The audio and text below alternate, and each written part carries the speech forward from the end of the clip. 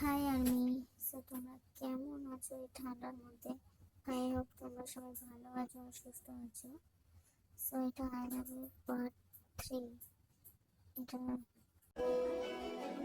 তুমি আমার রুমে কি করছো?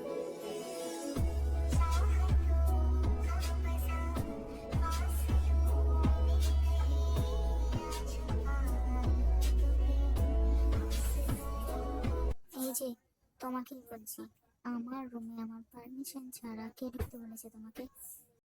প্রথমত কুকি কুকি নাম আমার। আর দ্বিতীয়, এটা আপনার রুম, জানলে আমি কখনোই ঢুকতাম না।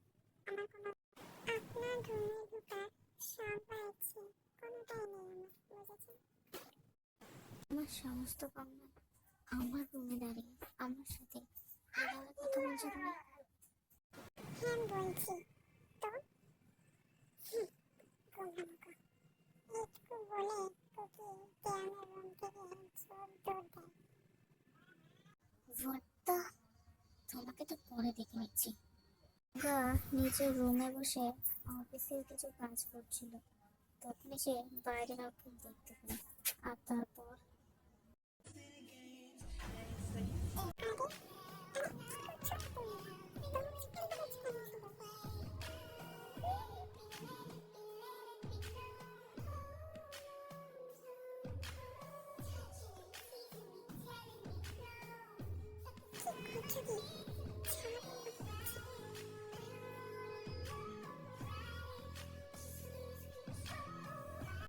জিমি সুগাকে নিজে থেকে সরানোর অনেক চেষ্টা করে, কিন্তু সুগা জিমিনকে অনেক টাইটলি হাত করে থাকে আর কিস করতে থাকে।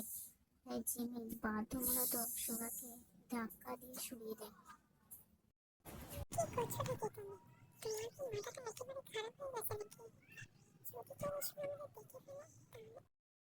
জিমিন এইসব ব্যাপারে কথা বলছিল, তখনই জিন সুগার রুমে আসে। জিমি, তুমি এখানে কি করছো? মা, মা, তুমি এখানে কিছু বলবে? আমি তো তোমাদেরকে খাবার খাওয়ার জন্য ডাকতে এসেছিলাম। ভালোই হলো তোমরা দুজন এখানেই আছো। এসো নিচে এসো আর খাবার খেয়ে নাও, ঠিক আছে? চলে এসো। ওকে মাম্মা। জিমি, কুকিকেও নিয়ে এসো। হুম। সুগার জিমিনকেই দেখছিল আর জিমিন এটা নোটিশও করে, তাই সে জিনের সাথে নিচে চলে আসে।